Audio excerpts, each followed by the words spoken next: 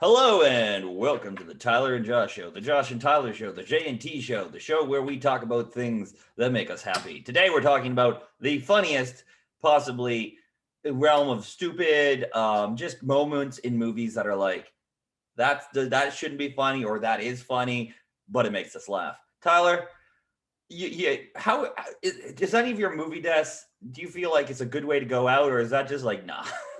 The majority of these are not good ways to die, which is exactly what makes them even more hilarious. The top two are probably the most creative, in my opinion, just based on how over the top they are, or just how completely out of left field some of these are. Because, ironically, one of the things that makes a death funny in a movie is really the element of surprise, the fact that you didn't see it coming. Because my main honorable mention is actually the death that inspired me to do this list. If you've ever seen Burn After Reading from the Coen brothers, you know that there's a scene where Brad Pitt sneaks into George Clooney's house, not knowing that he is a US Marshal or whatever. And when he gets caught, he runs up to the closet, hides in it, and the camera follows Pitt like snooping on Clooney, waiting for a moment to exit. But then when Clooney goes to put his gun in his holster in the closet, which Pitt realizes at the last second, Clooney rationally freaks out at the fact that there's a stranger in the house and bam, pops him point blank in the fucking head and just falls over, completely scrambles down the stairs, pulls a knife back out, and the rest is complete and utter history. But yeah, everyone remembers George Clooney shooting Brad Pitt point blank in the head, and there has never been a rematch since, which really disappoints me. Well, I mean, I had my list, but I don't know. Do you have any honorable mentions? Because it was just really hard for me to remember these. That was the only one I had. The one honorable mention I have is, I mean, he didn't really die immediately, but this is like the stupidest brutality in any superhero movie in the history of superhero movies. It's 2001. 2000. And Storm is standing by the Empire State Building. She says, What happens to a toad when it gets struck by lightning? The same as everything else. I'm sorry, I can't. Yeah, in fact, so dumb. Once you brought that up, there is another honorable mention I have from the Deadpool 2 Super Duper cut, which is the, I guess, unrated director's version that's honestly kind of funnier than the theatrical one. There's an entire segment of moments where Wade, after the death of Vanessa, decides to kill himself. In the theatrical version, we just have him dressing up as Logan just to point out that Deadpool 2 is a parody of Logan by blowing himself up. The Super Duper version has him jumping into a polar bear cage in a zoo and getting mauled to death, quote unquote, while a little girl screams and gets blood all over her glasses. Daddy, what's happening to Captain Delicious Pants? Or the second death where Wade drinks glass cleaner on the top of a building and dances his way off to crack himself open, which he doesn't, and it leads to one of the funniest moments. I can't believe that guy's still alive. I can't believe you left your house in that shirt. It's so fucking stupid, and honestly, I don't think I've one seen of my top I've two. only seen Deadpool 2, the normal cut.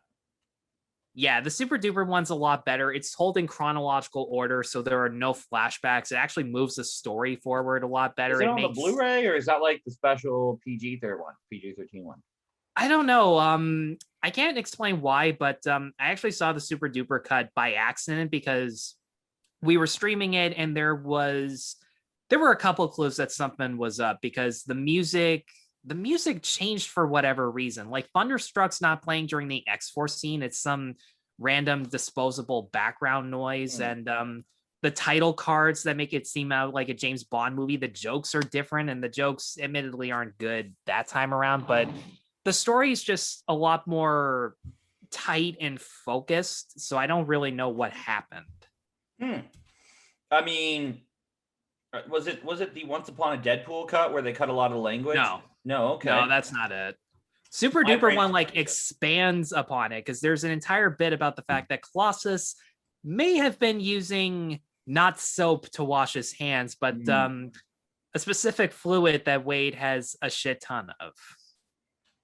I mean, I'm thinking blood, but I'm sure that's not it. Why don't you jump into your number 6 on the list here. What do you got for number 6 movie deaths? That's funny. My number 6 is one of the best death scenes in any action movie because, in all seriousness, you don't even have to watch the fight scene or even watch the entire movie to think that this is one of the best deaths you have ever seen. It is the death of Salam Abu Aziz. I think that's how you say his name, from True Lies. All you have to do is look up best Arnold one-liners, see Arnold driving a jet plane in the middle of the air. His daughter is hanging on for dear life.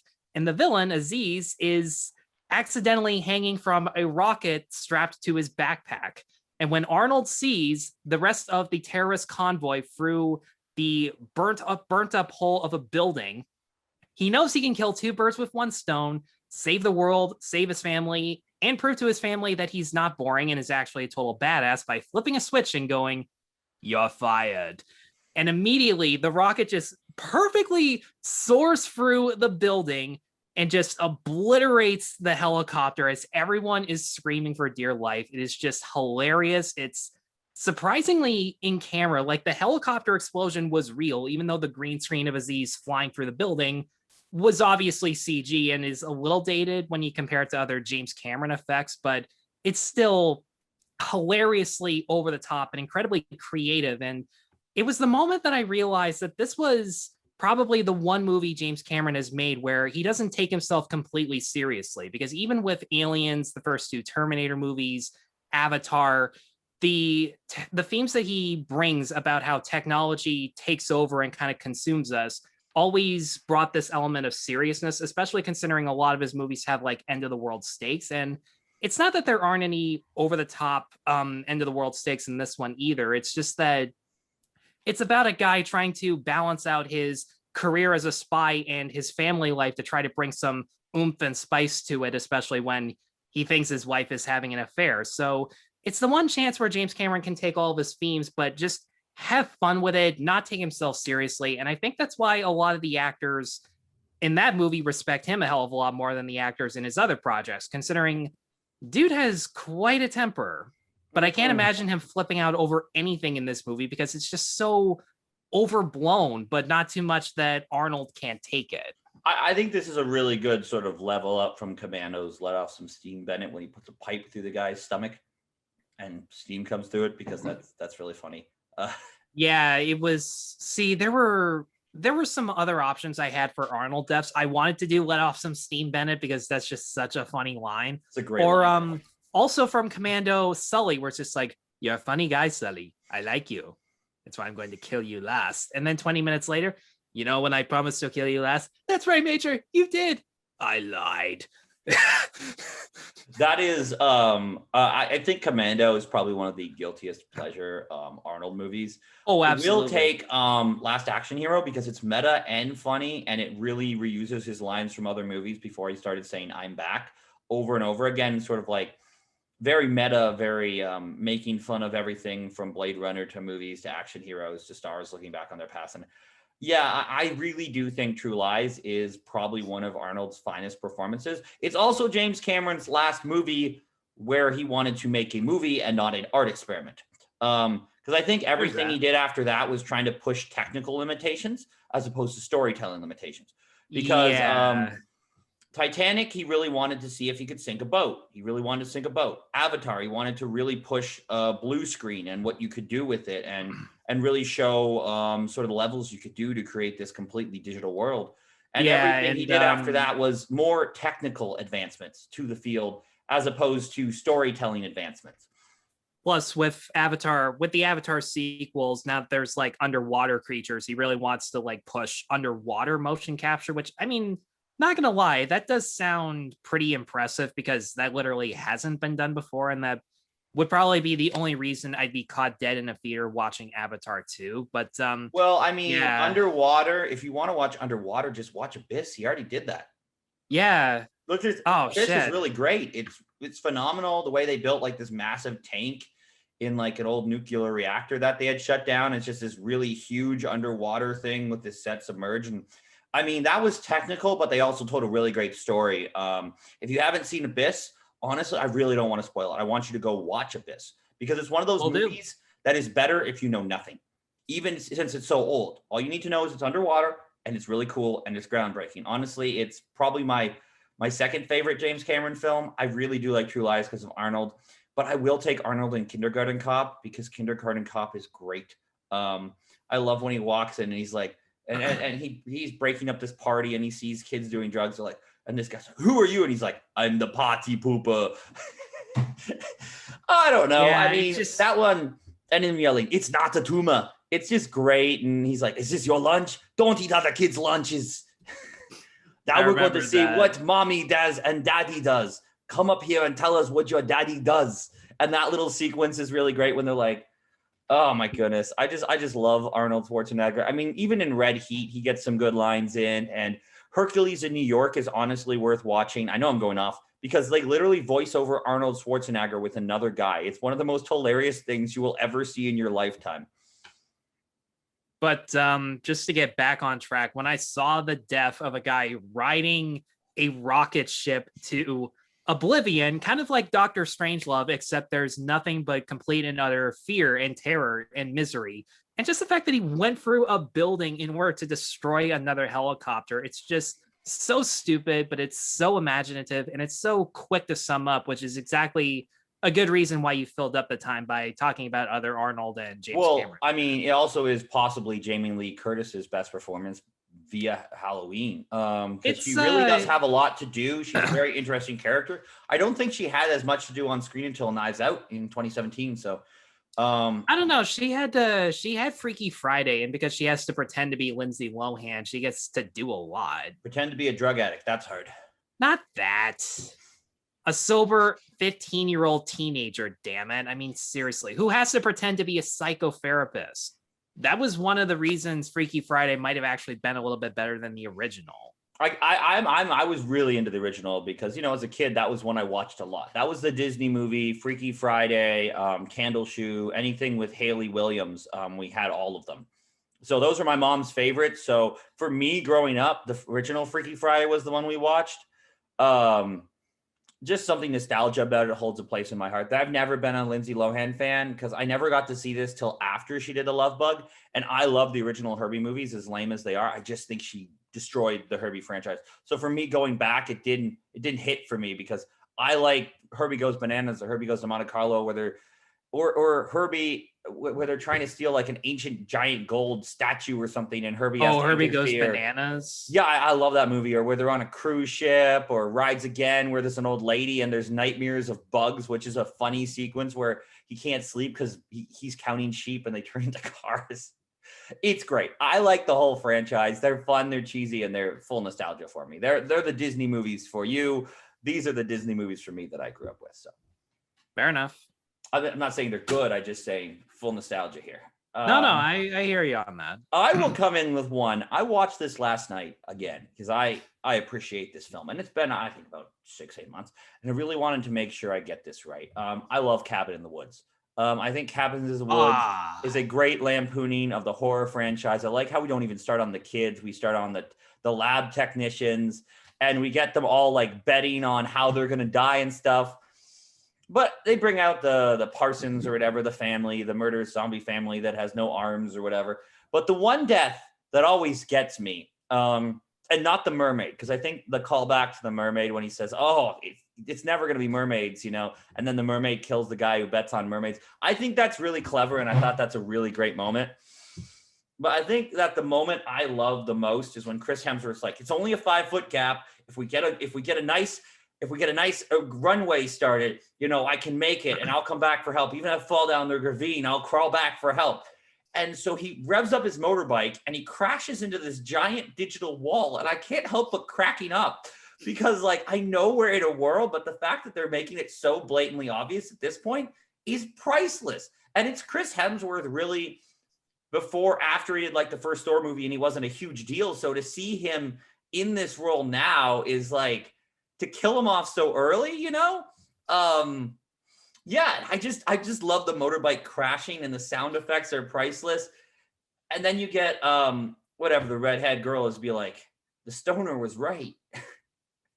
I don't know. This whole movie is great. I like the construction of the monsters and I like the silliness of it all. And I like that I could have included the zombie that the stoner dude hacked to death that eventually got them to escape from the elevator when the security guard came in to kill the stoner so that they could finish the sacrifice. He's like, thanks, zombie hand. I trapped you up with a trowel. Like that. That's a really funny. But for me, it's Chris Hemsworth on the motorcycle. I like Cabin in the Woods. I think it's great. I like that we never see the gods except for a hand. I just really like Cabins in the Wood. For me, I almost considered putting Tuck and Dale versus Evil on this list for the wood chipper, where the girl runs at him and she falls in the wood chipper as they're just trying to chip wood. And they're like, the guys start freaking out more than them, and they're trying to pull her out. They're trying to save her. And literally reaction of the friends is, those monsters. They're just two guys trying to live their, but I thought this was a funnier death. That does sound like a much funnier death. And there were a couple from Cabin in the Woods that would have been good choices too. Like when the stoner's talking to the brunette who's like mistaken for the virgin. I love that when Sigourney Weaver explains the mythos, they just look at her and go, virgin? Me? We have to make do sometimes, okay? But there are two deaths there are actually three scenarios I can think of. There's one where the stoner's just like, okay, we're going to do this and we're going to do that. And then the zombie hand just like grabs at him, which was one of those unexpected jump scares that you can't really fault because it came in an unexpected time. There's the moment where they unleash all of the beasts and the security guards are just overwhelmed by a fucking unicorn that that's a really them with the horn. But easily my favorite part of Cabin in the Woods where the Japanese kids cure the ghost and turn it into a butterfly. And as they're singing also happily, Richard Jenkins and Bradley Whitford are going, fuck you, fuck it's a frog, but yes, that is a great moment. It's a frog and there's 5 flowers underneath, but that's a great moment. I love how all the rituals failed. They're like, should we go help Japan? No, I'm sure they're fine. But yeah, Cabin in the Woods is ripe with funny deaths, and I just like the motorcycle one because it's sort of like, it could have been something you could have put in Wreck-It Ralph as an homage, like a really hidden homage where they're like an Excite-Bike game is going and something hits and they just fall down. And Wreck-It Ralph like, you were right, maybe we shouldn't have played that game. Like it could have been a really quick homage in Wreck-It Ralph for the internet sort of thing. I thought, but I really like Cabin in the Woods. It's a fun movie. I can't get enough of it. Tyler, what's your number 5? My number 5 is the death of Marvin from Pulp Fiction. No matter how many times you see it, it always comes as a surprise because even on rewatch, you're too busy looking at everything that's going on screen. You're too busy looking at Marvin in the background, just being completely bored out of his mind and unassuming and not knowing what the fuck's going to happen next. You're too busy looking at John Travolta pointing his gun at him. You're looking to see if his finger like made a jab, and you're looking to see if Jules actually did hit a bump as the gun just accidentally went off. The blood just splatters all over the car window and all over their hair and clothes. And the timing is always just pitch perfect. And the funniest thing about it, once you watch the movie over and over again, you realize they're not upset that the guy's dead. They just don't give a shit about getting caught. I mean, because he was completely expendable to them. He was completely expendable to Marcellus. He was not a top priority. Not blowing the fact that they just went to an apartment and back to kill somebody else is a much higher priority. And the dynamic between Jules and Vic is some of the funniest, where it's just like, oh man, I shot Marvin in the face. Why the fuck did you do that? Hey man, it was an accident. Maybe you hit a bump or something. I ain't hitting no goddamn bump. Hey, we're in the middle of broad daylight. Cops tend to notice shit like this. Hey man, take it easy. I didn't mean to shoot the son of a bitch. Man, I don't know what the fuck we're gonna do. And it's just hilarious. And it ties into the stuff that they were actually talking about before, where Jules is so convinced that there was an act of God when they narrowly survived death from a guy who was an extremely shit shot. And Jules's assumption was that only a god could have predetermined this destiny for him and that it was a sign for him to retire, as opposed to Vic, who just assumes that it was a coincidence based on luck that that guy couldn't hit a single fucking thing literally to save his life. And when you get down to it, you realize that the accidental shooting of Marvin did lead them accidentally to the diner where they have that standoff between Pumpkin and Honey Bunny. And it leaves you up to imagination who was really right, whether it was a predetermined fate or a coincidental luck. And I like that it led it up to imagination so we could come up with our own theories, like the one we're coming up with right now. This is actually as you know, I'm not a huge fan of Pulp Fiction, but every time they're in the car, these scenes make the film for me. Driving in the car, talking about the burger, this Marvin scene, everything they do in the car, I would watch the entire movie set only in this car and stops for fast food through a drive-through or something. So I 100% agree with this pick. And I saw this I was thinking about this one because I'm like, no, Tyler's going to pick it. I can't pick it. I want to pick some new ones here. We overlap. I think we're going to overlap on one, but this one is definitely very funny. And I'm kind of anticipating which one we're going to overlap on. I think we'll overlap on my number 2 or my number 4. But we'll get there. I love how this movie like redeemed John Travolta. And then he went on to make like Broken Arrow and Gotti. And I don't know don't forget The Fanatic. And The Fanatic and whatever that Scientology movie was. Yeah, I can't remember the name. What was it called? Battleship? No, that wasn't it. Whatever it is, you know what I mean. I don't know if John Travolta being sarcastic, damn it. But gave a great performance in this movie for sure. Yeah, it's really embarrassing how he keeps redeeming himself and then throws it the fuck away. Like, we get it. You want to be over the top, just like Nicolas Cage. It's the only reason we like you in Face Off. I mean, Face Off was pretty good. I guess I'll give him that. I did like Broken Arrow enough, but John Travolta is a weird celebrity. I do not understand this man, and I don't think I ever will. Nobody understands him. I mean, I read somewhere that he was supposed to be Forrest Gump, but said no for Pulp Fiction, which, I mean... That's a pretty good pick. If I was going to be in one movie, I'd rather be in Pulp Fiction over Forrest Gump. So to be fair, he should have been able to do both somehow. Well, let's be fair about this one. Dave Chappelle should not have said no to Bubba. The friend that dies in Vietnam. Oh, that would have been great, man. Yeah. Dave Chappelle, Ice Cube, those guys could have been Bubba. Man, I wish Ice Cube. How do you throw that away? Freaking love Ice Cube. Freedom of speech. His rapping is phenomenal.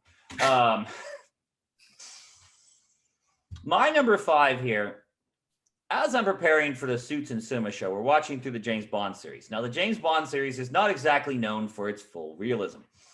And so we got to the 4th entry in the series, Thunderball.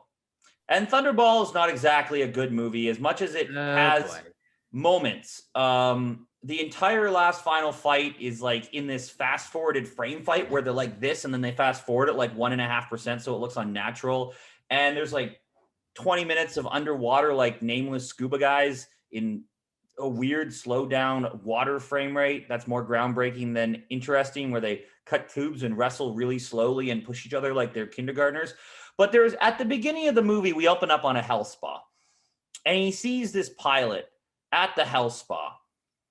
And this pilot just doesn't like him because he's a double or something. I guess there's 2 of them. I guess they're twins. I don't know. Some guy spent 5 years to get plastic surgery. The more I explain this, the less this movie gets good. But so James Bond had an accident. He got a giant scar on there. And he has to like get put on this weird stretching table that doesn't have a power off switch. And this pilot who doesn't like him, because they're like, oh no, we don't like James Bond. They strap his arms and like a bracelet there and his feet. So he's strapped to this exercise table. Now this thing has a slow speed and then like extremely fast. So this guy comes up when the nurse leaves and turns it to the highest speed. He's like,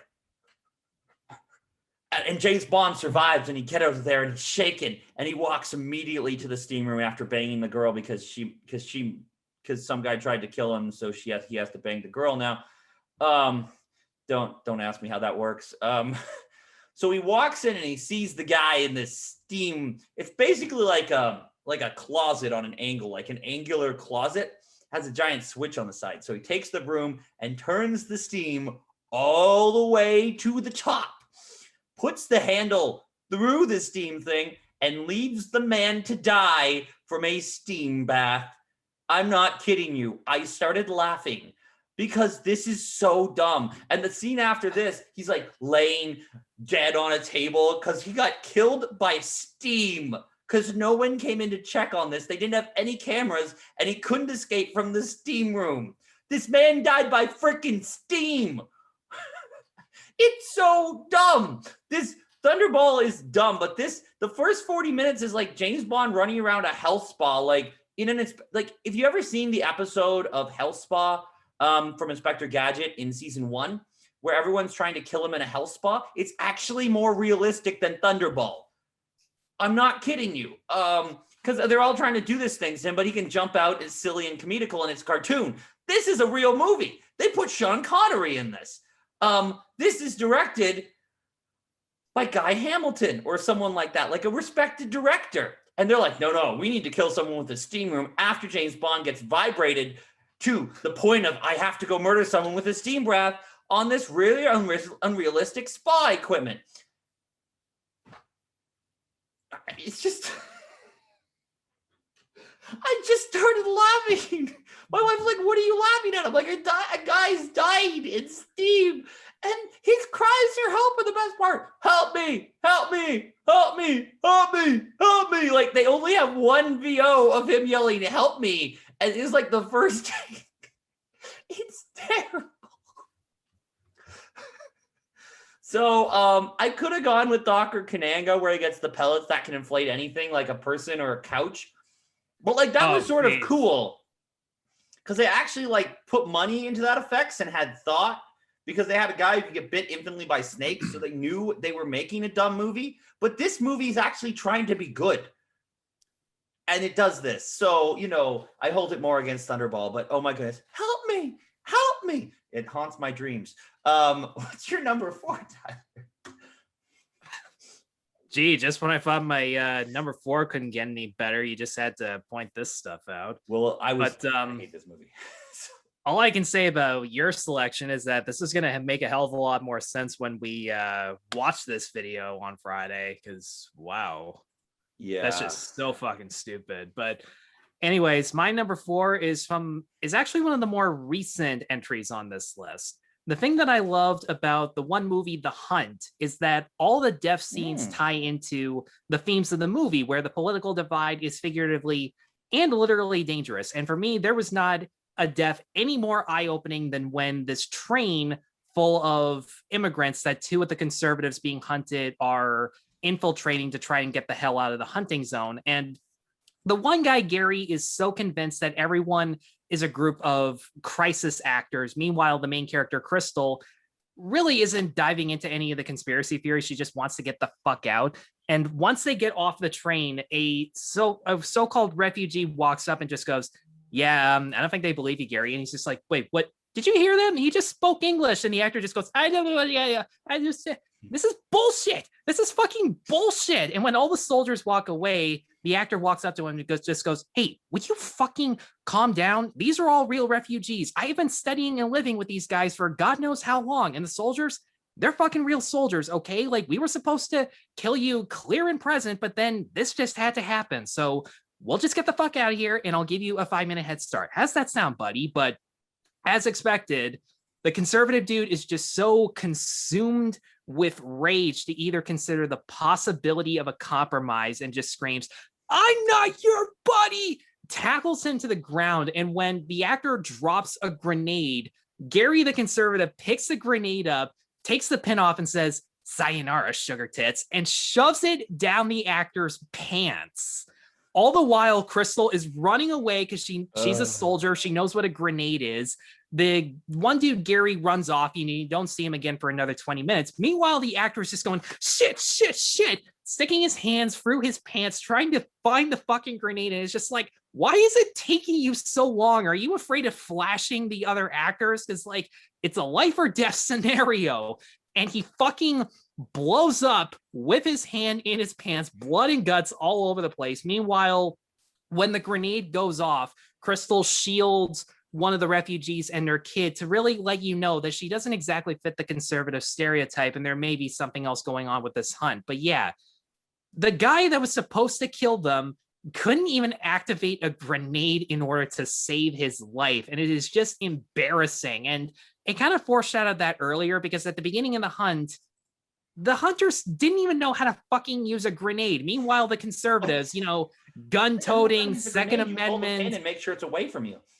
Yeah, it's just leftist hunter can't activate a grenade in order to actually accomplish their goal. Meanwhile, conservative alt-right freaks who are like, oh, Second Amendment, this is my God-given right, know exactly where the safety is, how many bullets go into it without ever even seeing this gun to begin with. I mean, fucking hell, this movie plays around with so many stereotypes in such a clever way that nobody would ever really consider nowadays, and especially with the amount of hatred that the movie got. But if I ever have to convince someone to watch The Hunt, I'm going to show them a guy who exploded with his hands in his pants trying to find an explosive grenade, because that is the only thing that would go off prematurely. I think he actually had a reason to watch The Hunt, because there was a lot of like there's a couple movies that had this sort of, when you advertise a movie with controversy for me, something like The Interview or The Hunt, where it's so controversial they have to pull it, and that's their advertising market scheme, I don't want to watch it. It could very well, like I watched The Interview, and it is a fairly entertaining movie. I think it's great when they sing Katy Perry Firework in a tank with Kim Jong-un. I think that's great, but it took me a couple of years to get there. So for me, The Hunt is like, well, it's not my first choice, but I'm not against it. I just don't like when they hype things and say it was banned by South Korea or it's too violent to show on TV. Like, don't advertise. If you're advertising your movie on the merit that it's too scary, unless you're like 1999 Scream and you're like, be afraid, be very afraid on the VHS trailers, I ain't go watch it. I want to watch a movie that you're advertising because you honestly believe in it. That's me, but I don't know how you. I don't know. I like it would fall through his pants, right? It would go through and fall down to his leg or something. Unless he's wearing skinny jeans or something. He's wearing shorts though. That's the thing I don't understand. It took him so fucking long. He could have dropped his shorts, grabbed the mace, and threw it away, right?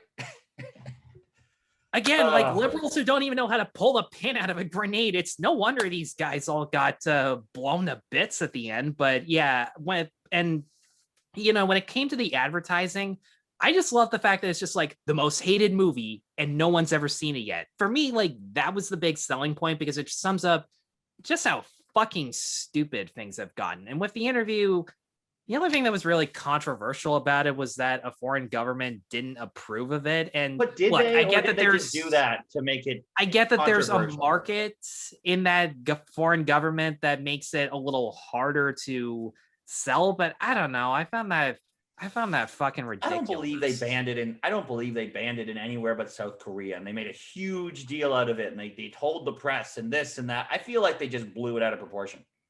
Yeah, absolutely. And it's not like Happy Time Murders where it's just like from the studio that pissed off Sesame Street, and it's just, what the fuck hasn't pissed off Sesame Street lately? I mean, come on. I haven't watched Sesame Street in forever, but I remember I did see a clip of Super Grover, and he flew to the Great Wall of China to find the letter E, and it was utterly amusing.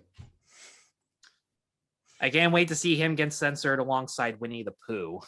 Oh, have you seen some of the parodies they did? They have a Game of Thrones cookie parody. You know what? I just heard about this recently. I had no idea that people hated Winnie the Pooh in China just because he got compared to a politician or something. And yeah, it's just like, I thought that was just like really? an isolated incident, but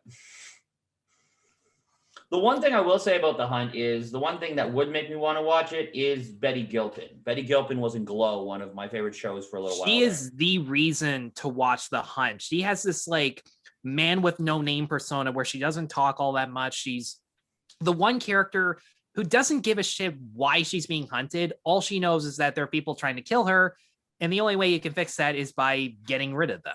I think she has she's like the arcs in Glow and gives her the most to act with. So that's why I think she'd have a lot to do in this movie.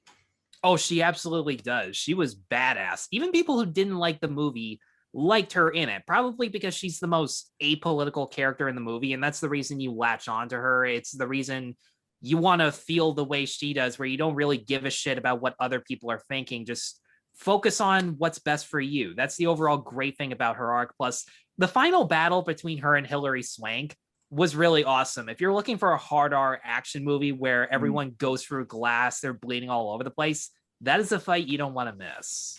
Yeah, Glow launched quite a few of careers. The person who plays the TV prophet on Perry Mason was in Glow. Quite a few other people on here.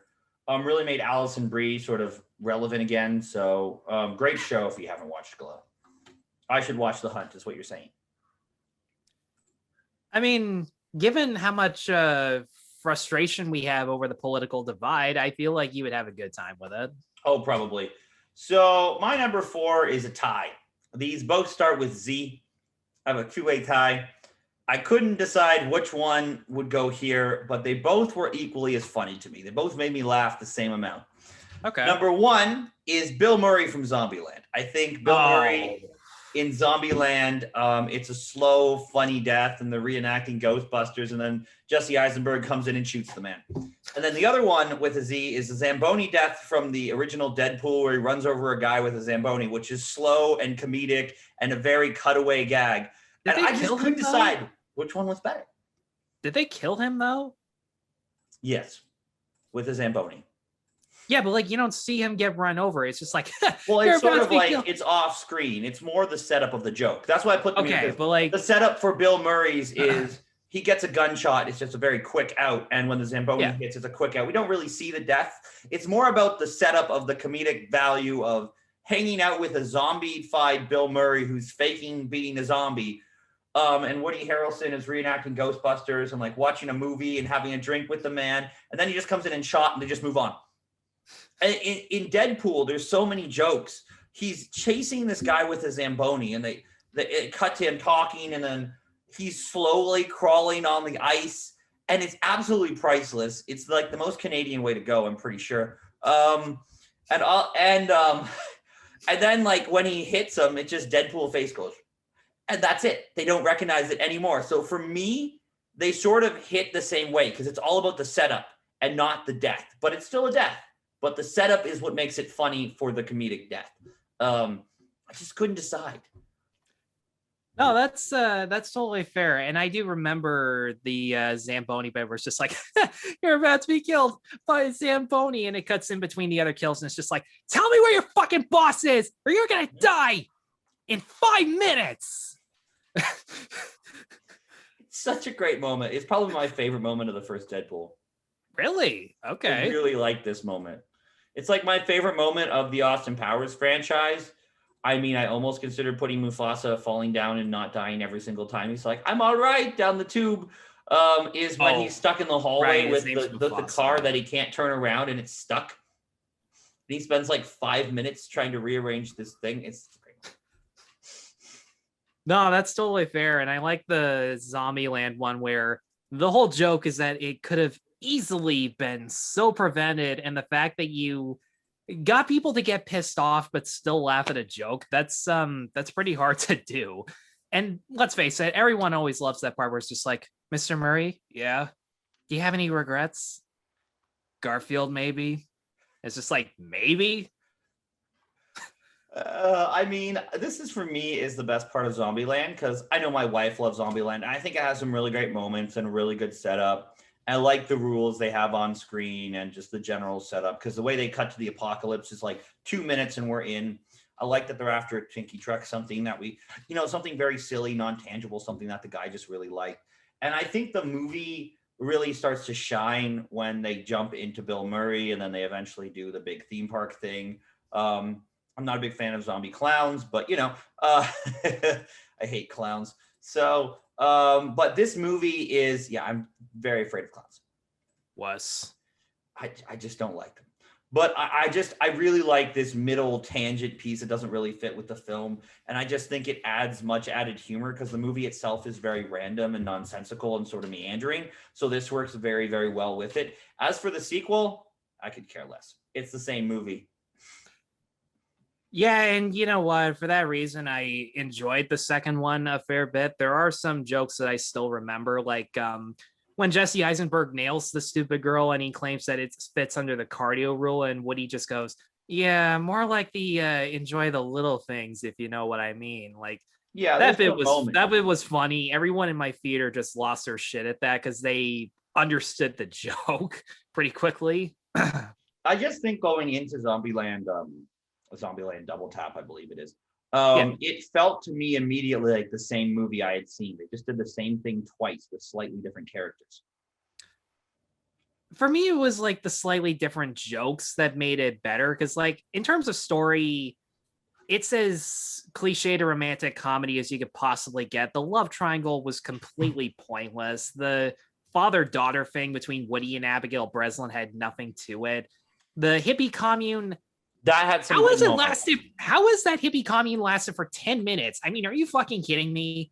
And the one comedy bit that I didn't like was Luke Wilson and Tom Middleditch as like the clones of Eisenberg and Harrelson. That That was was like such a I did huge not waste like of that gag. time. What are we stuck in the 1960s? Are you trying to emulate Gilligan's Island or the Brady Bunch where there's two Marshes or two Gilligans? Like, no, don't do that.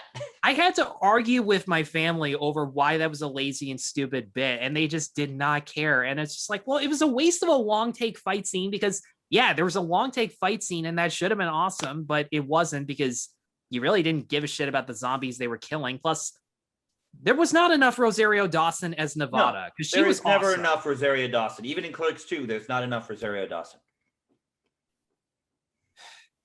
I don't know. Like, there are still some lines. There's still some lines from Double Tap I can quote. It's just like, you're going to be the first to die, but I love your enthusiasm. You might die. Thank you for your sacrifice. Yeah, but yeah, that's why I sort of felt like they were sort of both this the big setup, and the payoff was right before the kill, and then they died, and then they sort of just went to other things. So, and that's why I sort of put them back to back. I got a couple tying on this list. So I got two that tie. I thought you might have had the Zamboni death. I thought that's one you might have. Oh, really? Okay, but I'm about to get to my Deadpool. Deadpool selection if that helps. Well, what do you got for your number? Was it 3? 3. 3, yeah. Yeah, we're really plowing through it this time for once. I mean, there's not as much to talk about as opposed to talking about segments of the movie as opposed to the whole film. No, which is why this actually might be a much better subject than I thought it was going to be going in.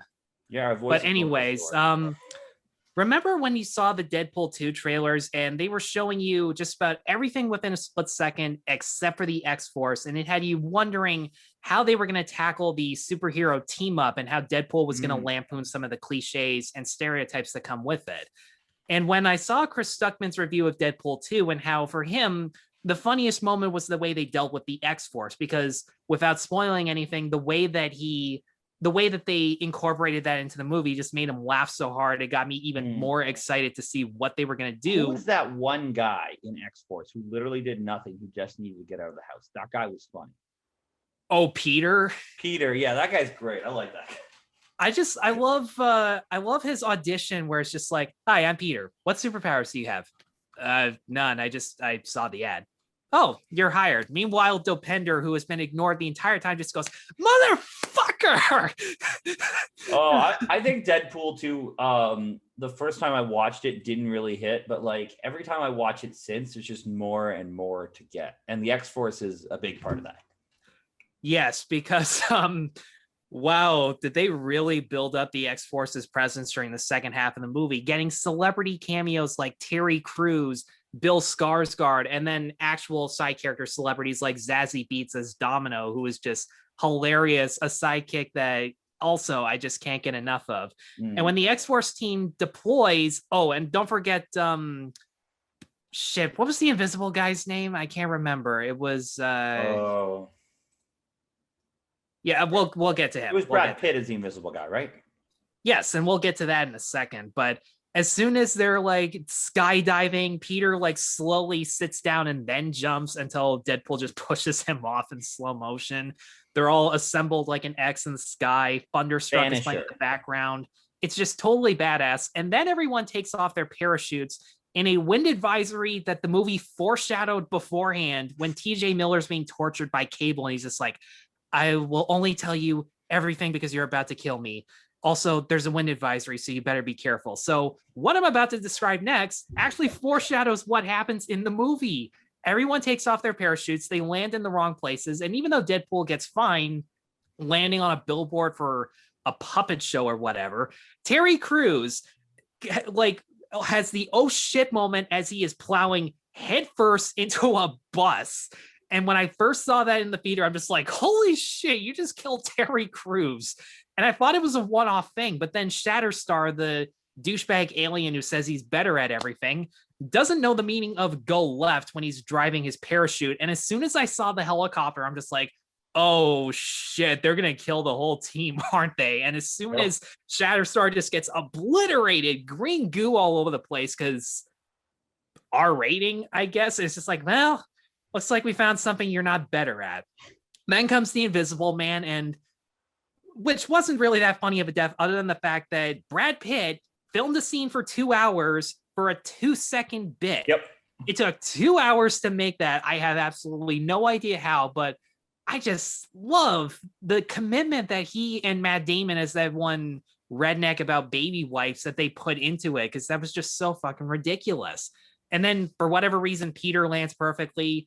Bill Skarsgård goes straight into a wood chipper, which, wow, that was insane. And also the shock value of him landing into a wood chipper makes you forget the dude vomits acid and just severs Peter's arm, which I don't know how that killed him. Like, it's a superhero movie. You could just make him an amputee or whatever and keep him around. But I mean, you take your mind off that once Bill Skarsgård actually goes through the wood chipper. It's just like, oh, I threw up in my mask. That's awful.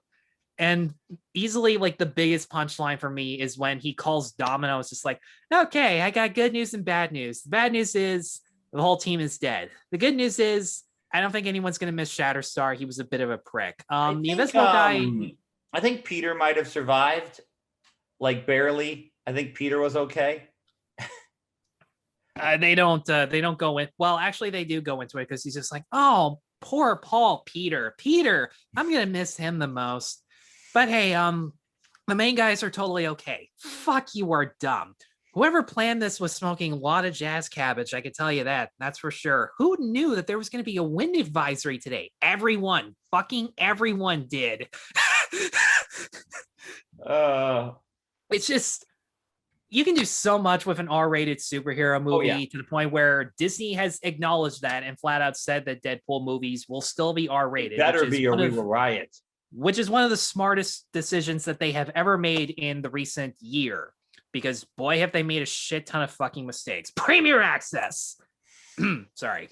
Yeah, I'm not paying $26 for Mulan. And everyone's wondering why Luca is like not going into theaters. It's just like, what the fuck do you think? Hamilton, Soul.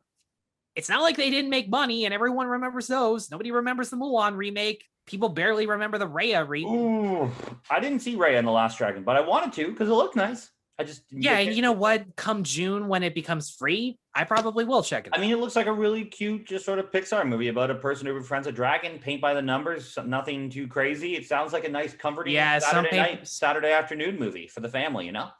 Yeah, it seems so paint by the numbers. I'm kind of worried about the comedy, and everyone's gushing over Awkwafina. It's just like, I don't like Awkwafina when she's funny. I'm sorry, but she's lame when she's funny. She's great when she's dramatic. I think she's great when she's funny. She's great in Crazy Rich Asians. In the new Jumanji, The Next Level, she's fantastic. I just like her doing things. I haven't seen Next Level, so I can't really comment on her in that. But like, I didn't like her in Ocean's 8. Ocean's 8 was okay, but it was that heavily pushing this trying to shoehorn itself into a franchise that it wasn't, which was the problem. Well, yeah, I mean, right down to the fact that Oceans 8, 9, and 10 can compete with Oceans 11, 12, and 13. Like, it was supposed to be a trilogy. I mean, the fact that she was related to George Clooney or something, Sandra Bullock, it just didn't. And they killed him off. Like if they made a female heist movie and took out all the connections to Oceans awesome. 11, 12, and 13, it would have been fine. I just feel like the way it shoehorned itself in is the death of itself.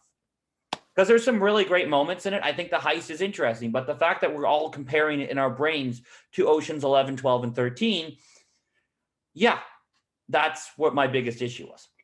Well, my biggest issue was that, for starters, there was no villain. I think he was in it for like 10 minutes over the course of a almost 2-hour movie. So there's no tension there, because we all remember the villains.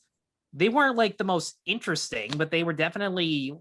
Yeah, they were definitely love to hate villains. Ocean's 11 had what's his name who ran the casino, who had the Unbreakable. Yeah, you had Andy Garcia in 11. 12 to help, and Ocean's 13 had, was it Al Pacino as the pit boss or whatever? Yeah, they didn't have a lot to do, but it did give us a lot of moments to play off of. I think Bernie Absolutely. Mac too. Bernie Mac was a huge part of the franchise, and I think without him, I just don't want to see the franchise going forward.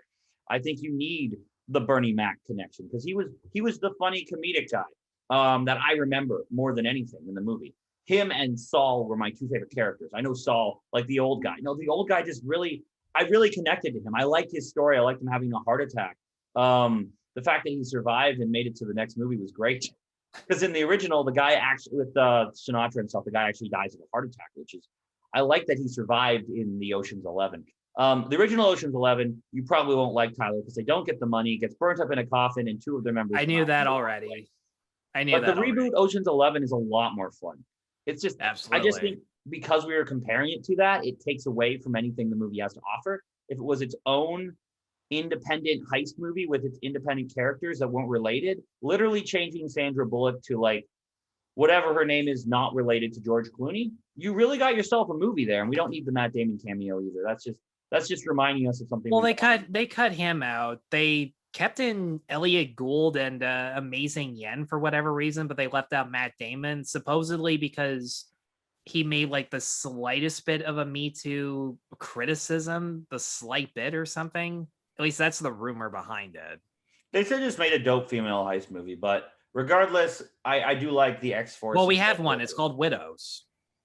I have not seen that yet. Really? It's good. We were going to play it, but COVID happened, so... COVID? It played in 2018. Oh, then I bet some other movie bumped it out, some other indie movie at the theater, so... It was probably The Kitchen or some crap. The Kitchen? I don't think we played that. That's Melissa McCarthy, Tiffany Haddish, and Elizabeth Moss being mobsters. I'll find out for the end of the video. But great pick for the X-Force. I like Peter. Peter was like my favorite part. That's why I wanted to go see the movie because I liked Deadpool and I liked all the other characters. But Peter just looked really funny. And he was. Yeah, true.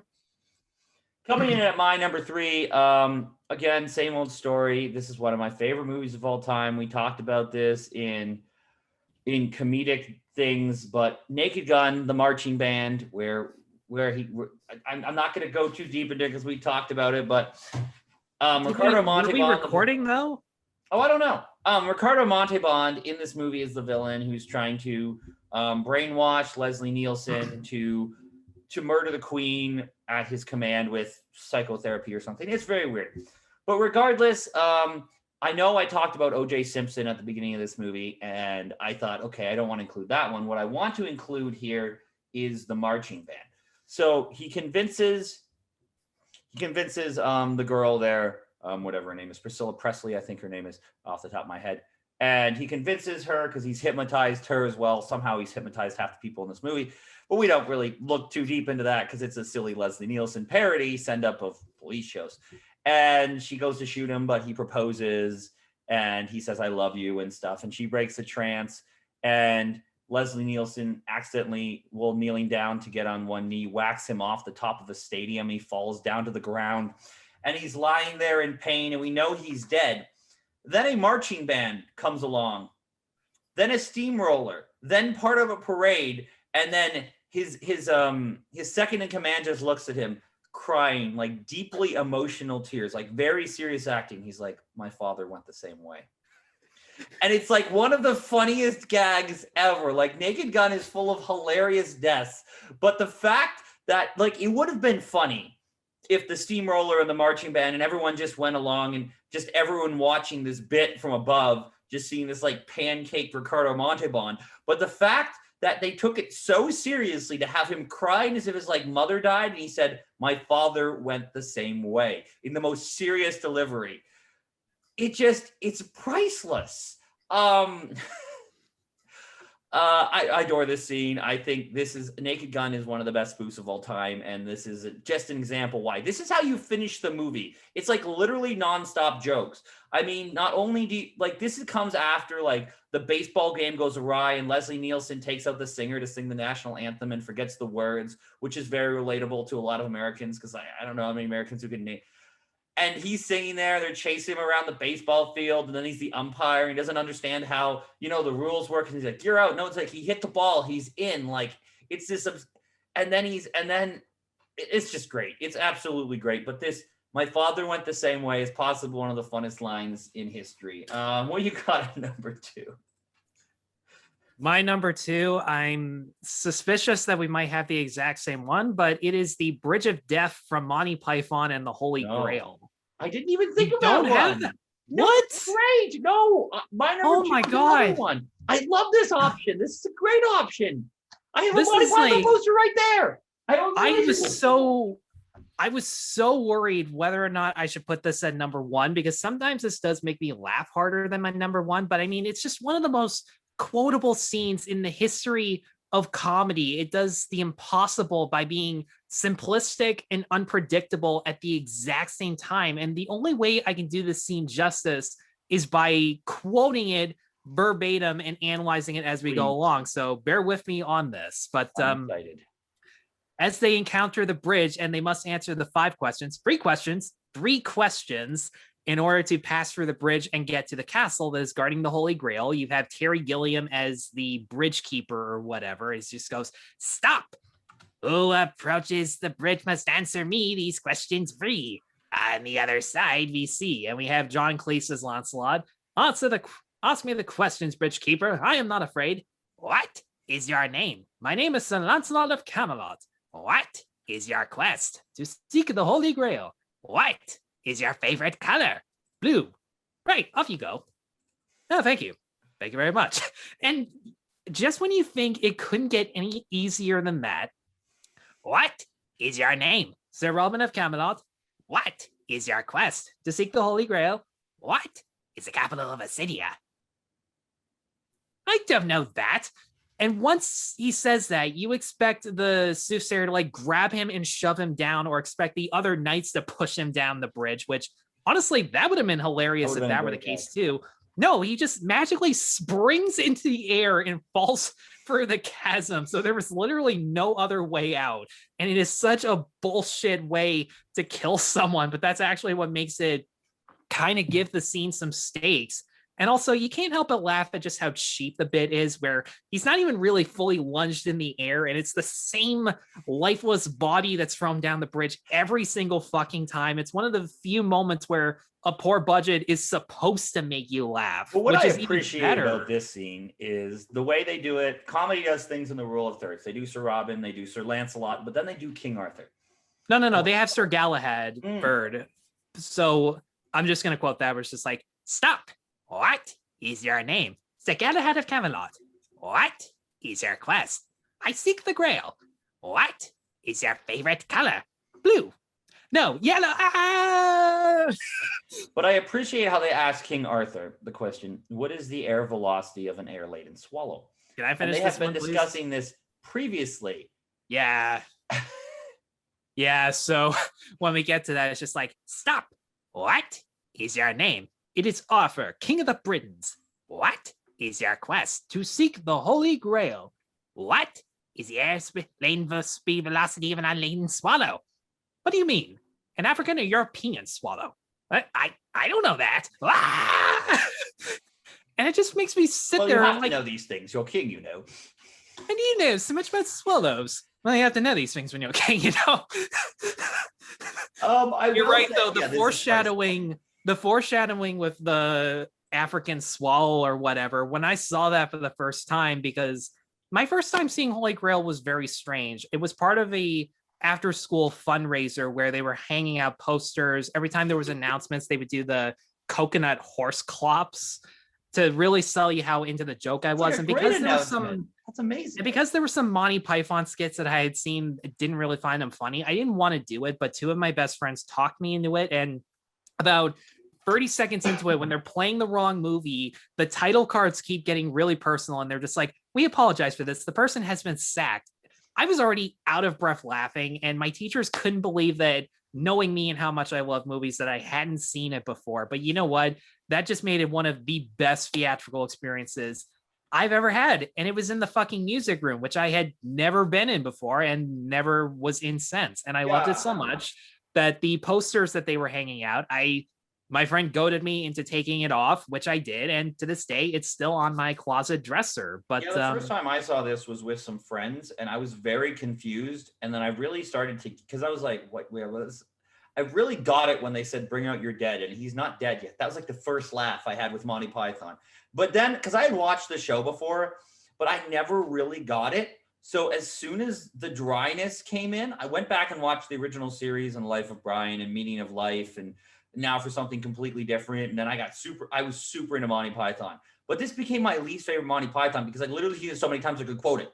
So I just don't watch it because I know the movie front and back. I think this is the movie that I know the most. I know every scene in order. Like my brain just knows exactly what's going to happen, you know? Yeah, but I mean, the great thing about this movie is that even though you can quote it verbatim, it still hasn't lost its touch. Because I mean, look at how many times I've quoted the three-headed knight bit, and I always make you crack up every single time for whatever reason. It's funny to quote it, but like it still has that exactly what's going to happen. Well, yeah, but like I rewatched this clip just to make sure that I was still laughing, and not only was I laughing, I couldn't stop smiling. It was one of those times where my face really hurt because of just how fucking stupid this entire thing is. And that rule of thirds thing that you were talking about, they kind of do the rule of thirds with Robin, Galahad, and Arthur, and still find a way to make it completely unpredictable. Because first time they change up the questions, second time they go back to the original questions, and then the third one there's the foreshadowing. So it has a very weird structure, and the 5-question, 3-question fit, I think they were just making fun of the fact that Graham Chapman could never remember his lines, mostly because glug glug. But we could also give it to the holy hand grenade to kill the rabbit. Because when they rush in to kill the rabbit, like the holy hand grenade is iconic, or the Black Knight. You could really pluck anything from this movie, whether it's the minstrels getting eaten by the animation, literally any, or like possibly one of the funniest scenes is I think it's Sir Robin when he storms the castle and literally murders everyone to save this. Like, Lancelot, yeah. Lancelot, yeah, great thing. And he's just like, they're playing this overly dramatic orchestra, and he's just stabbing everyone. Like, because that bit took a while for me to get into, because the Femi Prince who like would break out into song in the game goes, no, stop, we don't need that. Like that part was good. And then there was the message for you, sir, and it's just. The I'm Not Dead thing, like, first time I thought it was funny, then the second time it just completely lost me, and then the third time it just started working again. These jokes are so hit and miss, but every time they hit, it's so perfect that you just can't avoid it. What I think gets you into that sequence is when he's running up to the castle and you see him running, and then you cut to the guards and he's doing the same thing again. Like, that bit really works for me. That part was good, and the editing definitely helps with that, especially when they cut away and he just goes, ow. And then when they just randomly kill the and he's running up the hill, and then they cut back, running up the hill again. And like, do you think he's running up the hill? Yeah, he stitches it twice. Just John Cleese's dry delivery there. I will put possibly, I think, the funniest scenes in one of, it's an okay movie, but the funniest opening comedic bit in any movie I think I've ever seen. Sam Jackson and The Rock in The Other Guys. You know exactly. Oh my God. So shit, why didn't I think of that? I really like this bit because we open up with Sam Jackson and Dwayne The Rock Johnson, or the Scorpion King himself, driving around being these over-the-top hailed as cops with a slight montage. And then we cut to them pursuing a criminal. And the first line that really got me here was when they go through a bus with their guns out of a broken windshield, screaming in slow motion to their effect, "You have the right to remain silent." And they're chasing this guy in this most absurd way. And this joke is a great joke. I think it's probably one of the best jokes in the movie, besides Will Ferrell being able to get any woman, and he's really ugly. I think that's a great joke as well. The rest of the movie doesn't always hit for me. But then this one line, the most quoted line of any of my friends in high school, more than Monty Python, because this came out like around that time. Yeah, when I was in high school there, or college or whatever. But the most quoted line that anyone would say when we needed to do something and we knew we were going to fail is we'd say, "Aim for the bushes." Samuel L. Jackson and The Rock just looking, and they just say, "Aim for the bushes," and jump off a building and splat into the ground is the funniest part of this movie. I want The Other Guys too, where it's just them doing stupid quests. It reminds me a lot of Sam Jackson, The Hitman's Bodyguard, but not as funny. Still funny, but not as funny. But this is a great opening bit. Like, I love this part in The Other Guys. I don't know, like that's pretty much what I have to say. I don't love the movie, but this opening bit is possibly funniest 2 minutes of any opening movie ever. Oh, absolutely. And like the opening where they crash into the bus, and even though it's for the most mundane thing, it's just like, can I get a holy shit? And the whole platoon is clapping. It's just like, all the criminals we busted, all the women we don't want to have sex with, but we do it anyways. And I'm just like, wait, what? What? And it also made me realize, somebody give Dwayne Johnson and Samuel L. Jackson a cop movie. Like, they could be in heaven chasing down like demons who have escaped hell or whatever. I mean, that would be one hell of a good parody sequel. Put Samuel L. Jackson in Fast whatever, in Hobbs and Shaw 2 or something. Have him be Hobbs the and villain. Shaw 2. That I can Have him be that the I would villain love. or whatever, and I don't know. Whatever he wants to do, just let him do it. Absolutely. Now that Hobbs and Shaw is starting to become my favorite Fast and Furious movie, just because it's really own thing. great. I like what Hobbs and Shaw did with Jason Statham and The Rock, because they have some really funny clips back and forth, especially on the plane when they're talking about his sister. Like, that's a really great bit. If your sister wants to climb this mountain, I will let her. Like, it's just great.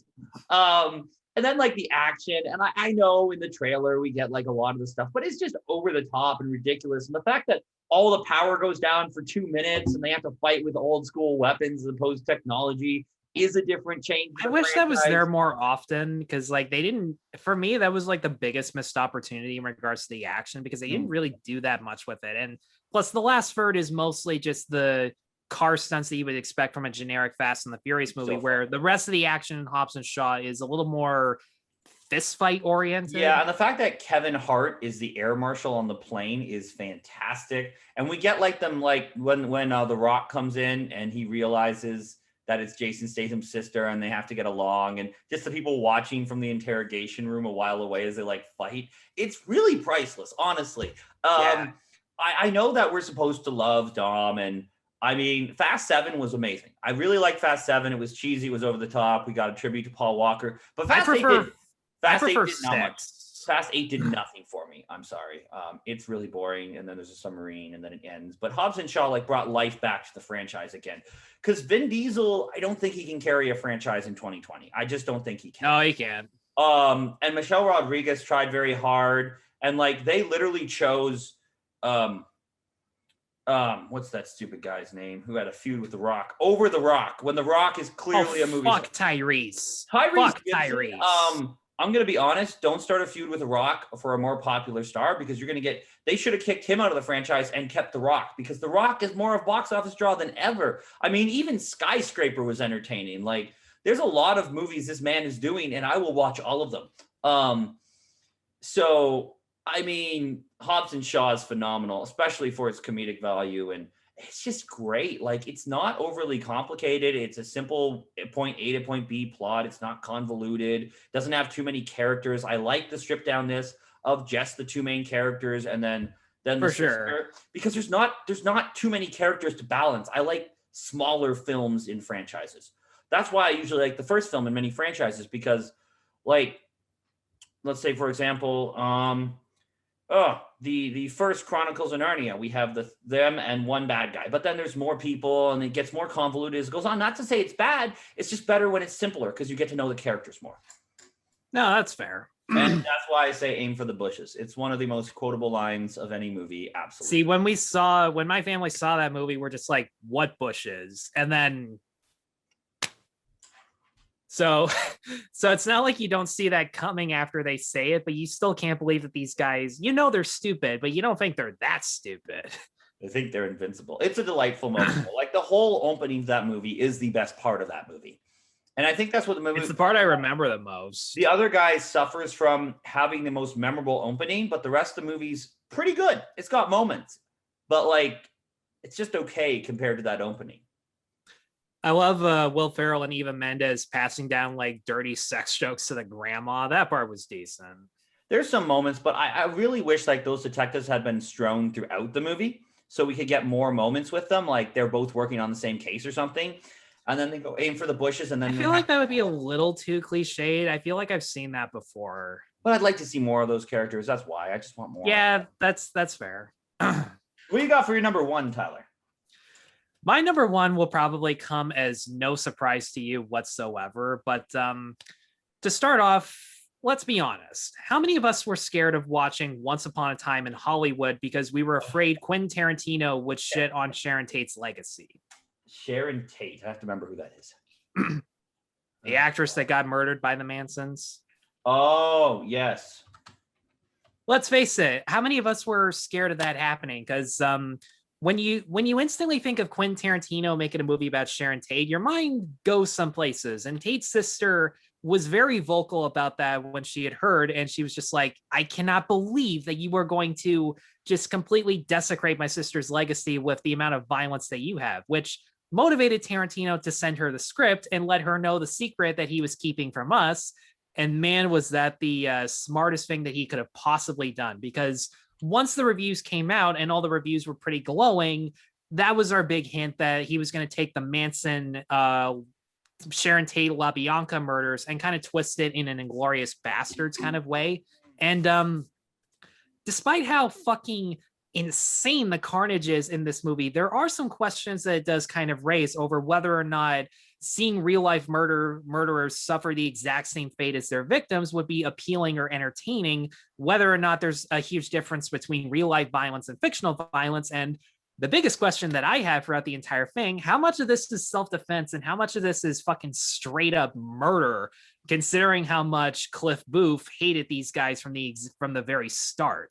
Because yes, they're breaking into a house with the intention of killing them for no real reason other than to make a statement. But at the exact same time, Brad Pitt bashes in people's heads like it is no one's business. And most of these bashings are done in a single take that makes you just sit there and just go, what the fuck? How the fuck did they make this? Because I've tried to go for behind the scenes footage. I can't find any behind the scenes features that talk about how they accomplished this. And I'm still looking. But yeah. And one thing that I noticed even on the second viewing of this movie is that in a movie about actors replicating violence, the only real life violence within this universe happens to the Manson family murderers, because Clem, this one guy who killed the LaBianca couple, the one Manson crime that nobody remembers. And honestly, this movie could have shed a little bit of light onto it, but they also kind of make it implied whether or not as to that even happened. But Clem, when he slashes Cliff's tires, gets his nose pushed in and bleeding all over his face as he's trying to fix a tire. And then we get the Manson family kills, which are absolutely insane and over the top and incredibly gory. And the amount of creativity and imagination that stunt coordinator and stunt double Zoe Bell came up with, because yeah, all the people who complain about this scene being misogynistic, take it up with the female stunt coordinator, who probably didn't give a shit about the real life murderers. And I love that in this scene, the person who came up with the kill is the one who suffers the most. The girl who gets like head first into a can, gets mauled by a dog, and then the fucking flamethrower in a swimming pool. Yeah. Whoever came up with the idea of burning someone alive in a swimming pool, never mind Leonardo DiCaprio killing anyone with a flamethrower, that's just fucking awesome. Daisy the dog just mauling anything that is in sight. Before that, she was just a cute but very big dog. Quentin Tarantino loves to prove that you can do animal stunts without harming or killing them. And man, he does a really good job. He might have outdone himself, even though in Django he had like 100 or so horses fall on their ass over an explosion. But oh man, did this really put you for a loop? I think that the way this, I think that this is the end of the movie that we get where everyone's breaking in the house. But I think that what makes it so funny is we do get the flamethrower callback. We do get the one Brad Pitt stuntman being extra violent and such. And the one thing I fully appreciate is as soon as he does this, he walks outside his house. We don't really say much. And his neighbor comes up and is like, what's going on? She's like, why don't you just come over? And like, that's the reaction to this. Like the reaction to the violence is, yeah, whatever. And I appreciate that sort of they don't know how extreme comedic timing without being comedic timing. I think there's value in letting the audience think about what happened and then completely moving on to something else. and I appreciate that very, very much. Um, it's just great. Oh, absolutely. I mean, the reactions afterwards, you're right, are definitely very funny, especially from the people who had absolutely no idea what really went down. They're just like, what the fuck happened? Oh, some fucking hippies tried to break into our house. It's just like, is everybody okay? Oh, yeah, we're fine. The hippies sure as shit aren't. And it's just like, I had to torch one of them with my flamethrower. Oh, from Seven Fists and McCluskey. Yeah, still works. It's Thank God. brilliant. It's brilliant dialogue. It's just so brilliantly dry. It's perfect. And Brad Pitt's like recognizing of the Manson members. It's just like, oh yeah, I know you. I know all of you. Spawn Ranch. Spawn Ranch. I don't remember your name, but I remember your hair. I remember your pretty white face. Not sure why he said that, but okay. And you were on a horsey.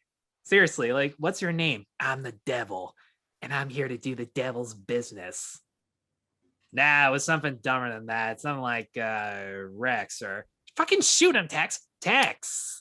It was just you can't tell if he's actually tripping or if he's stalling long enough to get the dog to rip them apart because yeah, dude's on acid and he's still an effective killing machine. Fucking war hero. I will say this. The portrayal of Sharon Tate did wisely leave out her husband, Roman Polanski, that she was married to before she died. Is there anything really to leave out, though? I mean, it's just smart politically in 2020 to focus on things that aren't the main story, to focus on the side stories people don't know about. That was really smart.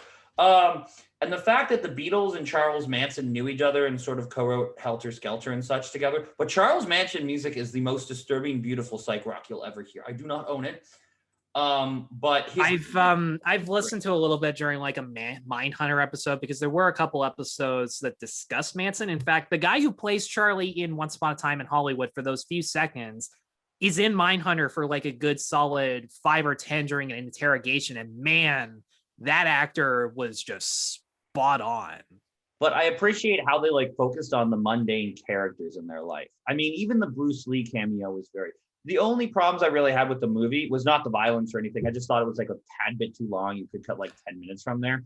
But I really love the first opening bit where he's talking about the TV shows he's been on. He mentions the FBI. I love the FBI. It's one of my favorite old school shows to watch. I like that bit. I like the violence. I like when he goes to the Manson Ranch and stuff. I just felt like you could cut 10 minutes. But other than that, it's really great. No, that's totally fair. And like when you watch it at home compared to when you watch it in a theater, it does kind of drag a little bit because the first 4 times I saw it in theaters, because yeah, I did see it 4 times in theaters, not because of this one moment, which my theater just lost their shit the first time. I was losing my shit because what's that? Was it because of the Rick Dalton short? Maybe no. It was because of the Manson bit, but I mean, okay. Holy shit. I mean, you've seen Inglourious Bastards and Django. You think you've seen just how over the top and grisly he could possibly get, but no, because it's so in such a mundane location and such a mundane time, like at the crack of dawn, you don't expect any of the shit to really go down the way it does. Yeah, it's just great. This is a really good number one, honestly. I was expecting, I don't know what I was expecting, but definitely I thought you'd pick something from Django or something Tarantino-y, but there's plenty to choose from. Oh yeah. I mean, we've already got Pulp Fiction on here, so. Yeah, and minor thing, one thing I'm realizing now, between Marvin from Reservoir Dogs and Marvin from Pulp Fiction, Quentin really hates people with that name. It's weird.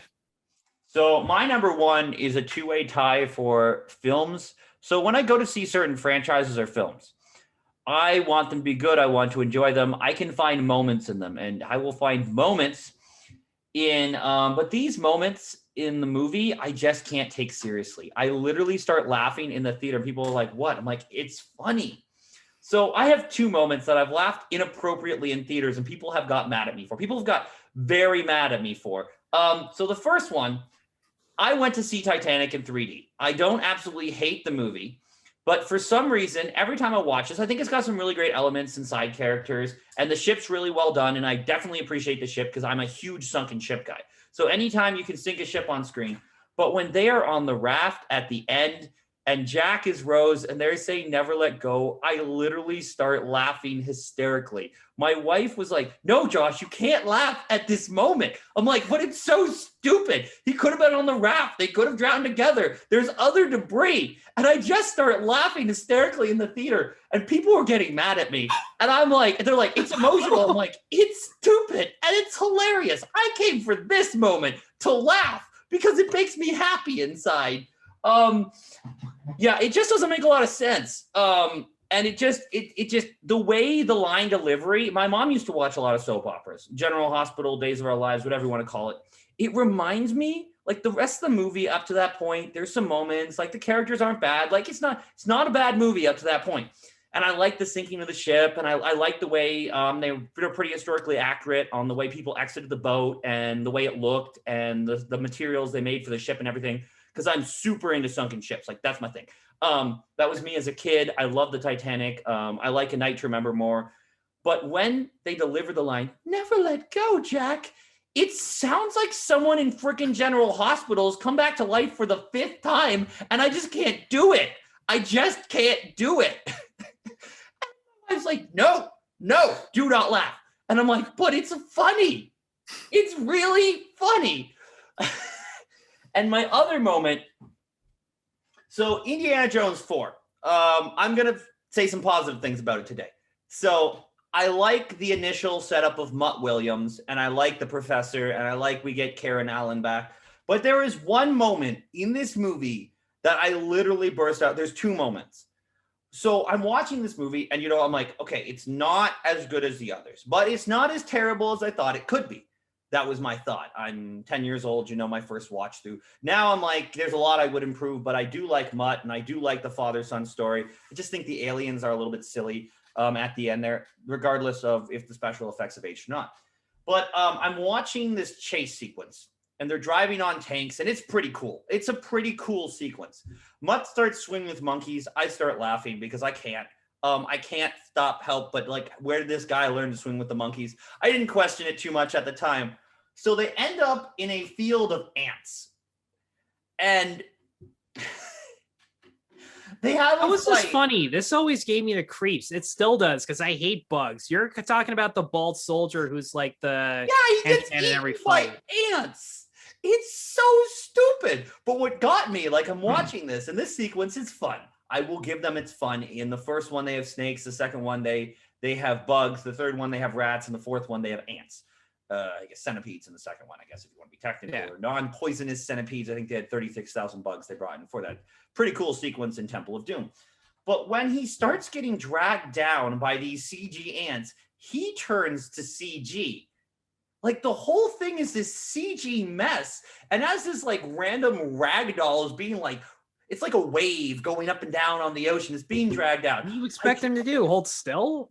I hysterically laugh because I don't believe this could ever be real. There's no such thing as Indiana Jones. When the fuck is anything real? Because this, and the reason I laughed at this is because I'm a huge fan of the original series MacGyver. Lucas Hedges can go fuck off and leave MacGyver alone, because MacGyver's not a 12-year-old That's not Luke Hedges. Whatever his name is from X-Men. I don't know. Yeah, I know who you're talking about. But that's not MacGyver. It's not some young kid. It's an older man who wants peace, who drinks tomato juice and works for a Funnest Foundation and gets dragged into things. It's literally like a hippie, but in the 80s, trying to solve problems without violence. And it's very creative the way they get around that with science and things. And that was the charm of the original show. But in season 1, I mean, there's a lot of bad episodes of MacGyver.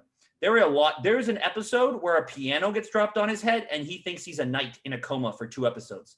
That's a pretty bad episode. There's one where he steals a truck and it becomes like that's season 5, where the big squeeze or something. And like, you hate it so much. Why are you watching it? So, but like, there's a lot of good episodes because there's a great villain named Murdoch. But in season 1, he goes to help his friend in South Africa because there are killer ants. And at one point, like, there's a very good moment in this episode where the man like gets ants are coming in and out of his pores and they're eating him alive, and it's very graphic and very well done. And I started laughing in the theater because literally a show in 1986 did it better than a big budget Indiana Jones with the special effects and the practicals. And it's so hilarious the way his legs flop unnaturally like a ragdoll. Like there's no bones there. It's like Harry Potter's arm. Unnaturally, he's about to fucking die. Yeah, but they didn't eat his bones. His bones still allow a certain percentage of gravity. And just watching this made me burst out laughing. And this was when I was in youth group. My youth pastor beside me is like, "What's funny?" And I start explaining it to him. And then he starts laughing. And then I explain it to my sister who's beside me, and I got the whole row laughing because I was thinking about this scientifically, and the theater attendant's like, "Can you be quiet? Like, it's funny. We're reacting to the movie." But for me, just like lines that don't fit, because I think Titanic has a lot of really interesting characters and they have some great side plots, but the delivery of "Don't Let Go, Jack" cracks me up every single time. I just can't do it. I realize there's flaws in the film, but just, I don't know what type of acting James Cameron wanted, but I don't think it was that.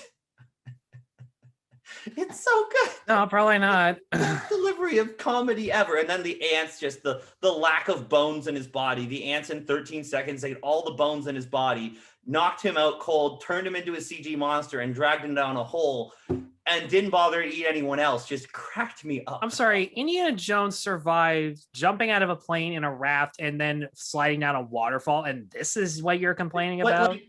Like at least when they did that, the effects matched the actors. It's when you have two different realities that it makes me I can't say I don't know about that. Either way, I mean, maybe I'm laughing at the wrong things, but I thought it was funny. Hey, I'm not gonna pretend like I haven't done that before. I mean, I've laughed at people getting punched in like soap operas, and even my mom would look at me like that. It's just like, oh, come on. There is some great soap operas bad. are right for comedy. They're literally just like, what is the stupidest line delivery we can put on screen? Yeah, but like it's gotten old. Why do people still watch this? I mean, the only thing soap operas ever gave us was it gave us Rick Springfield acting in General Hospital for a year so he could sing Jesse's Girl before he got famous. Yes. It also gave us Luke from UHF, the person who's making plutonium in his basement and turning into an alien. That was why he got the role, because they liked him from General Hospital. Before it got really bad, it was only like his second or third year on General Hospital. So, I mean, soap operas are ridiculous. Look, I get that there are good actors in soap operas. I mean, Shamar Moore still has a career, even though he was in Young and the Restless. I mean, there's some good moments on One Tree Hill or some of the more modern ones, but they're few and far between because there's some really good actors in there that just get some really bad storylines and scripts, and they want a career. Also, I just found this out yesterday. Drake was in Degrassi. Yes, he was.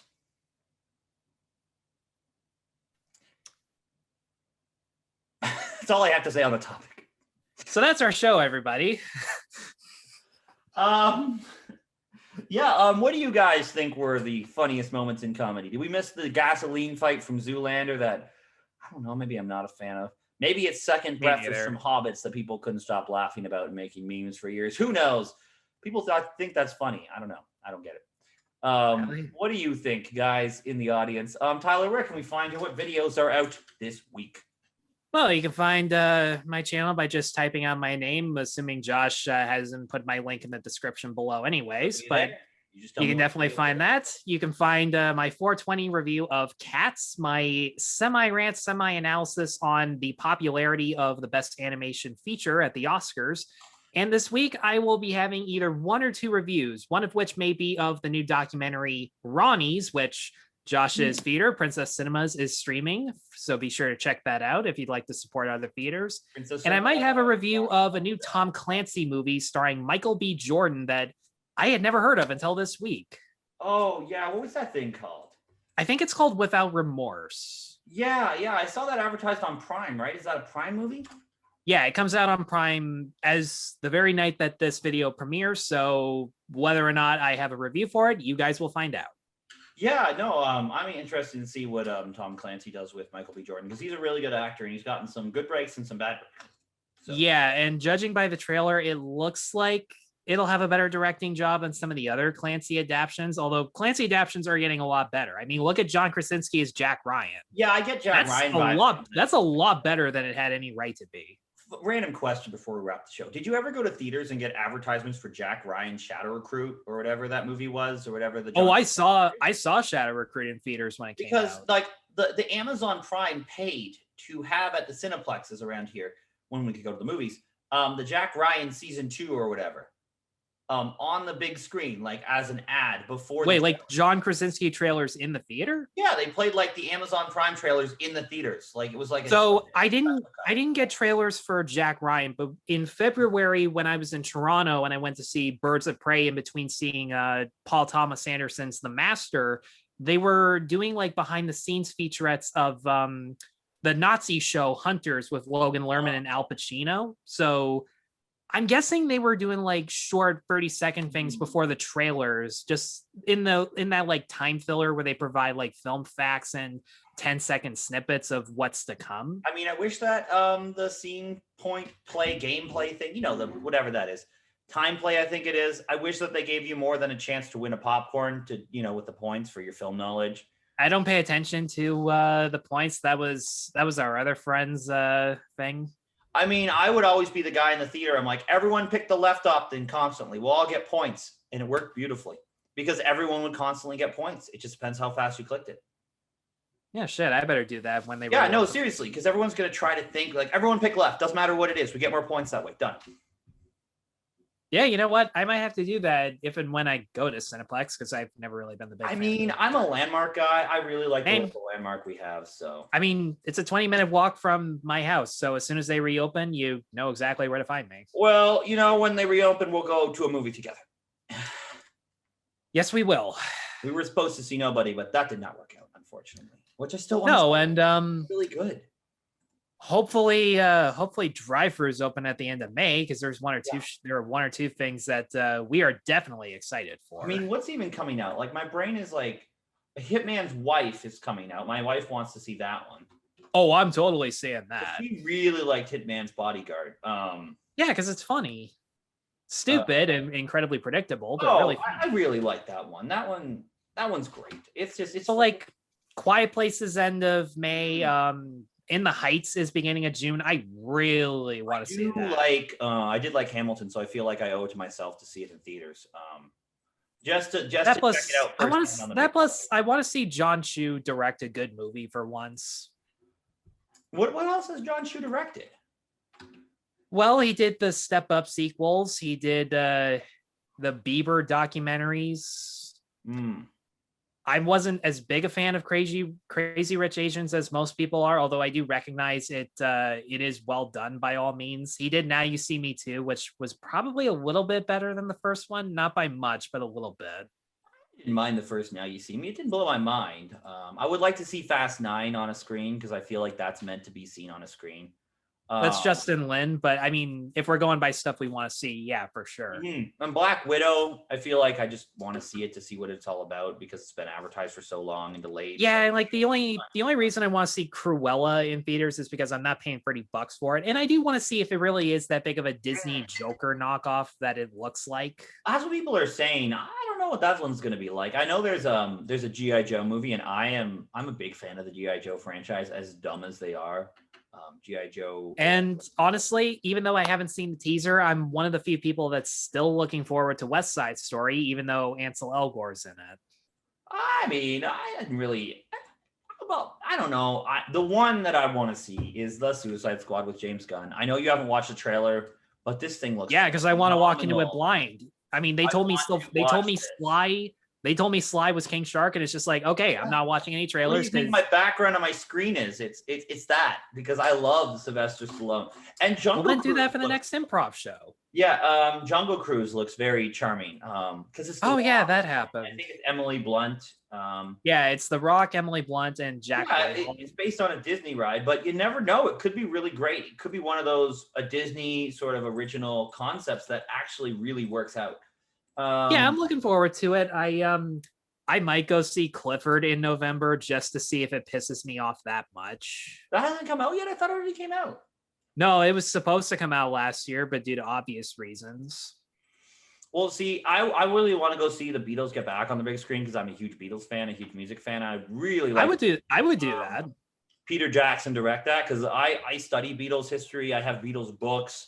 I listen to Beatles outtakes. I'm actively seeking out like Beatles demos and stuff. So for me, this is like the holy grail of music docs, is I freaking love the Beatles. Like, they are my thing. I like the Beatles, I like the Stones, and everyone's like, do you like Zeppelin? I'm like, yeah, but not as much as the Beatles and Stones. That's so fair. I mean, I'd still go see Mick Jagger in this day and age, and I really want to pay to see McCartney one of these days. Yeah, but that's like the summer movie slate. I mean, Luca's on in June, but it's strictly Disney Plus. They're not charging for Disney Plus, thankfully. At least I don't think they are. I just really want to see Fast 9, Hitman's Wife's Bodyguard, and there's some good shit in the fall. I just can't remember what it is. Summer with Beatles Get Back, and if I only see 4 movies, I'll have seen 4 really great films. I think that's me. So we'll see how it goes. Well, anyway, that's the end of our show, folks. We've gone on a little tangent there, because what are tangents for but to go off on? Check out Tyler's 420 review of Cats, his review of all the other things he mentioned. Check out his channel, Tyler Wolf, with 2 S for fucking fantastic. Link in the description there. Give the man the views. If you have not watched our Oscar coverage of the animated shorts or the live action shorts, it's very intuitive since the Oscars were last up. There's a lot to talk about there. We were going to talk about the Oscars, but the internet has done it enough. Steven Soderbergh can't direct a Oscar ceremony or a movie called Unsane with found footage. Both are very bad. Yes. And why do people like Unsane? Seriously. Unsane is bad. Also, In Memoriam felt like it was fast forwarded. Anyway, join us next week when we are talking about more fun things, because the world is too negative to talk about sad things right now. I don't know what we're going to talk about. Well, it's going to be fun. It's going to be a blast. Check out all our shows on RBT. You know that. And Josh and Tyler show next week, the flagship show of the whole channel, minus the episodes, obviously. Some classic clips coming your way. And I guess that's it. That's it for me, Tyler. Say something awesome. How do you know so much about swallows? Well, you have to know these things when you're king, you know? Epic music. Cue epic music.